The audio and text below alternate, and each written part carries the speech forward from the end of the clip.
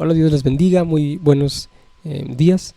Eh, el día de hoy, eh, hoy es 24, eh, corresponde la lectura en los pasajes de 2 de Reyes 17, Proverbios 19, Filipenses 2 y Hechos 4. Y yo me voy a situar en Filipenses capítulo 2, la carta de Filipenses, del apóstol Pablo a los Filipenses capítulo 2, en el versículo 13, que dice de la siguiente manera: porque Dios es el que en vosotros produce así el querer como el hacer por su buena voluntad.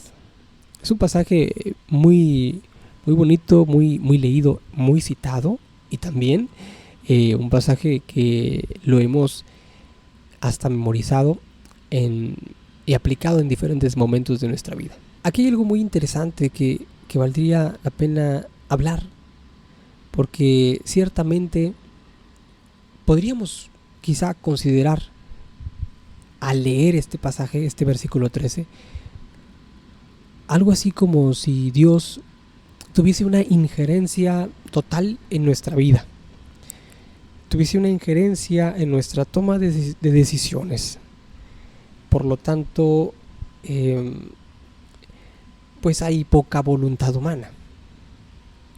Sin embargo, en este pasaje lo que habla es ciertamente que es su buena voluntad, pero es natural y es evidente que todos nosotros también tenemos que formar parte de ese desarrollo, es decir, de aquello que produce así el querer como el hacer. Ahora bien, este pasaje se ha aplicado en muchos aspectos, en muchos momentos, de la vida, y para hablar respecto a muchas cosas. Sin embargo, yo quisiera que leyésemos el contexto de este pasaje. Primero que nada, hay que comprender en qué momento de la historia se encontraba la iglesia en ese tiempo. El apóstol Pablo se encontraba preso y enviaba cartas. Envió esta carta a los filipenses. Creo que fue una de sus últimas cartas. Y nótese que el apóstol Pablo hablaba mucho ya en las últimas cartas, mucho del amor de Cristo y mucho de la salvación. Y el versículo 12 dice lo siguiente. Dice: por tanto, amados míos, como siempre habéis obedecido, no como en mi presencia solamente, sino mucho más ahora en mi ausencia, ocupaos en vuestra salvación con temor y temblor. Porque Dios es el que en vosotros produce así el querer como el hacer por su buena voluntad. Aquí podemos notar que el versículo 13 no tiene no es un versículo aislado a la salvación. Es decir, a veces nosotros podemos creer que quizá en algún momento quisimos o queremos aplicar este pasaje a cualquier cosa no relacionada a Dios, y cuando sea así es incorrecto. O sea, no podemos nosotros aplicar un pasaje bíblico relacionado con el servicio y con la salvación y con el servicio al Señor a cosas que no tienen que ver con el servicio a nuestro Dios. Entonces este pasaje dice: produce el querer como el hacer por su buena voluntad.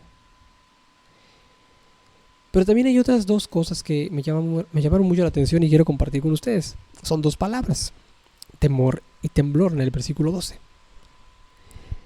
La palabra temor en este pasaje no está, no es la misma, o no podríamos darle el mismo sentido a aquella palabra cuando leemos el temor a Jehová, el temor a Dios.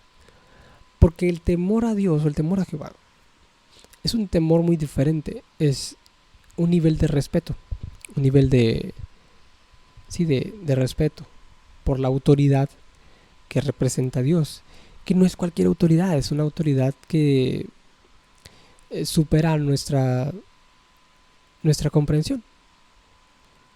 Este temor que el apóstol Pablo habla a los filipenses es un temor de miedo, es un temor de preocupación, y el temblor pues es el efecto que pueda producir, ¿verdad?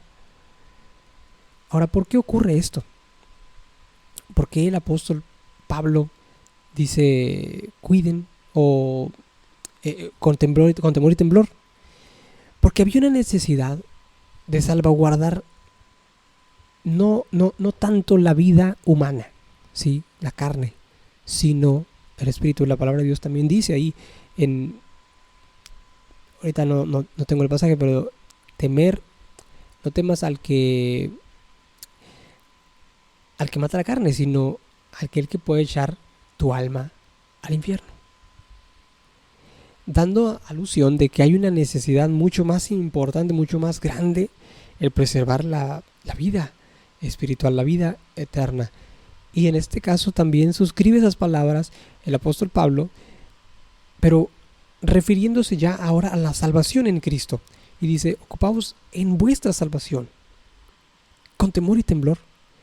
Y nótese que el versículo 12 no está aislado al versículo 13 ni viceversa, sino que es una continuidad. Dice, ocupaos en vuestra salvación con temor y temblor, porque Dios es el que en vosotros produce así el querer como el hacer por su buena voluntad. En ese sentido, había una necesidad muy importante, mi hermano y hermana que me escucha. En ese tiempo, la iglesia de nuestro Señor, la iglesia primitiva, estaba siendo perseguida. Era una persecución muy brutal que culminó en muchas catástrofes, muchas situaciones muy complejas, muy difíciles. Mataron a los apóstoles, y la iglesia del Señor permaneció. Hasta el día de hoy ha permanecido. Sin embargo, en ese tiempo fue muy tremendo. Y era natural para el ser humano pues preocuparse por su vida, por su carne, por su seguridad, porque uno no sabía si de repente mientras estaban en el servicio podían llegar los soldados romanos y acabar con todos los que se encontraban allí. Sin embargo, el apóstol Pablo les decía, preocúpense por su salvación. Dice, ocupaos de vuestra salvación con temor y temblor. Hay algo muy interesante que yo hace poco estaba leyendo y que quiero también comentarles, y que tiene algo mucha relación con esto. Tal vez, no sé si usted lo sepa, y si no lo sabe, se lo voy a comentar. Nosotros somos cristianos, por supuesto, pero también pertenecemos a una denominación que se llama pentecostal. El pentecostalismo pues es un movimiento cristiano que surge luego de un avivamiento en Estados Unidos muy grande, pero no es que nazca en Estados Unidos, sino que simplemente allá surge ese movimiento de avivamiento espiritual y de sanidades muy impresionantes. Entonces de ahí surgen iglesias que se denominan pentecostales. Hay dos vertientes del pentecostalismo. Hay unos pentecostales que son trinitarios, que creen en el Padre, Hijo y Espíritu Santo, que somos nosotros, y hay otros pentecostales que son unicitarios, que solamente creen en Cristo y no creen en una trinidad, sino creen en uno. Nosotros creemos en el Padre, Hijo y Espíritu Santo porque nosotros suscribimos a la ortodoxia de la cosmovisión cristiana de todas las iglesias. Es decir, nuestro pentecostalismo no está aislado, no es una idea que a alguien se le ocurrió, sino que simplemente fue un movimiento que surgió, pero nosotros estamos relacionados con, por ejemplo, el pensamiento de los metodistas, los trabajos que algunos padres de la iglesia también realizaron, no estamos aislados en ese sentido y tenemos relación en ese aspecto, tanto intelectual como espiritual.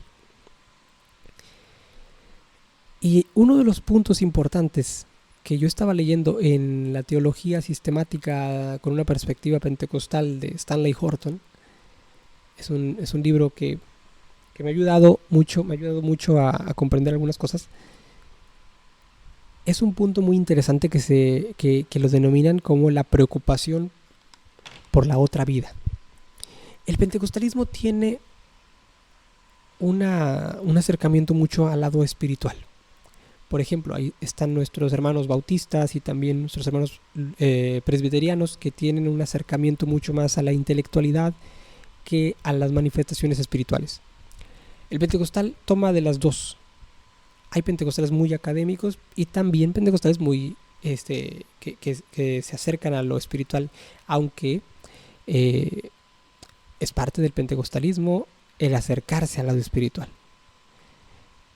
Y uno de los puntos importantes es la preocupación por la otra vida, algo que el apóstol Pablo ha dicho en muchas ocasiones, y esta ocasión en Filipenses 2, versículo 12, no es la excepción.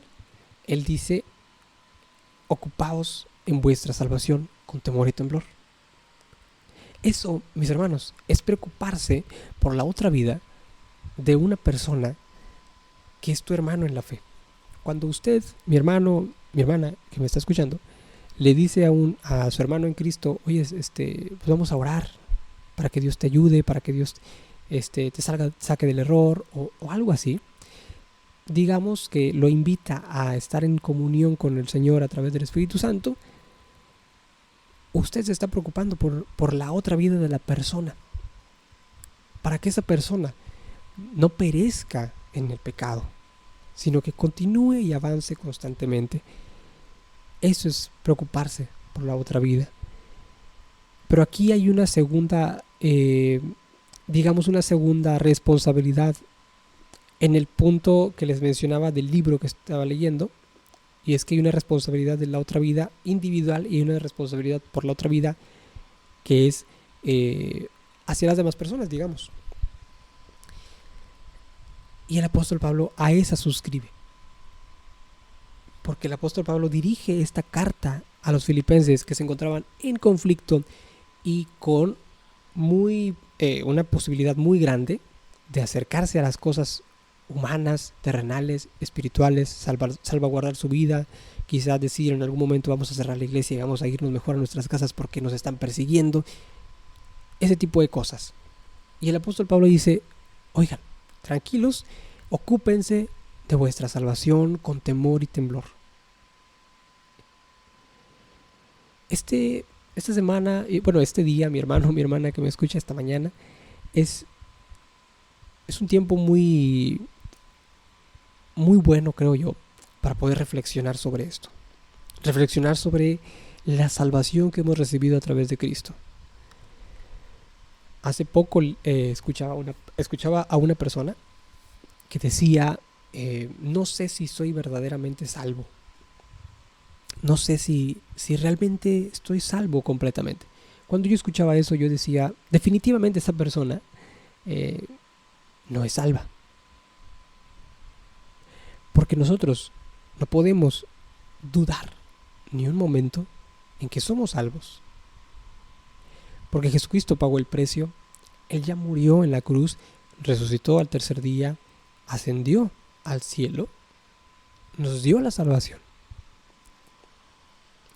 Nosotros no podemos dudar, pero también nosotros no podemos quedarnos simplemente decir: soy salvo y listo. Tenemos que hacer algo, tenemos que avanzar, tenemos que confiar. Y el apóstol Pablo a eso se refiere, porque la iglesia que se encontraba, la iglesia de los filipenses, ellos eran salvos. Posiblemente ellos decían: sabes que yo soy salvo, yo ya recibí la salvación, Cristo ya está en mi corazón. Pero aún y todo eso, el apóstol Pablo les dice: saben que ocúpense de su salvación, cuiden su salvación con temor y temblor.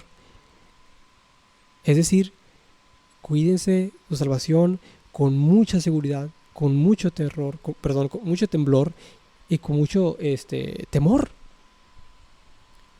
Porque las situaciones y las circunstancias que estaban suscitando en su entorno, pues podrían ocasionar que, por supuesto, podrían digamos, alejarse de Dios y perder la vida eterna. Por eso, mi hermano, es un momento muy importante para reflexionar. Reflexionar sobre nuestra salvación, nuestra comunión con Dios. ¿Cómo estoy viviendo yo mi vida cristiana, mi vida espiritual, mi espiritualidad con Dios? Y bueno, pues espero que haya sido de bendición este pequeño comentario. eh, que de hecho ya había grabado previamente, pero algo sucedió aquí con el micrófono y tuve que volver a grabarlo. Dios les bendiga grandemente, que tenga un excelente y bendecido inicio de semana y bueno, Dios les bendiga.